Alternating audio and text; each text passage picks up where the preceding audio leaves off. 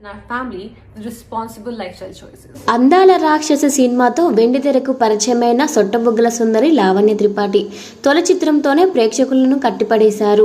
లావణ్య అందానికి అభినయానికి ప్రేక్షకులు ఆకర్షితులయ్యారు. మిథున పాత్రలో లావణ్య నటన అందరినీ మెప్పించింది. అయితే ఈ అందాల నటి తెలుగింటి కోడలు అవుతుందని, అందులోనూ కొనిదెల వారింట అడుగు పెడుతుందని ఎవరూ ఊహించలేదు. కట్ చేస్తే ఈ సినిమా విడుదలైన 11 ఏళ్లకు వరుణ్ తేజ్ను పెళ్లి చేసుకొని కొనిదెల వారి కోడలు అయిపోయారు.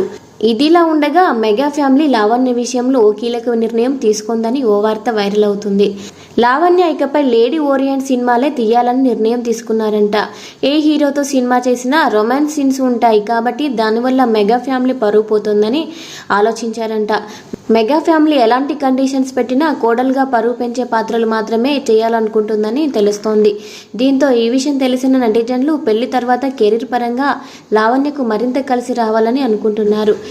వీడియో నచ్చితే వీడియోకి లైక్ ఇవ్వండి. ఇలాంటి మరిన్ని అప్డేట్స్ కోసం మన ఛానల్ని సబ్స్క్రైబ్ చేసుకోండి. Thank you.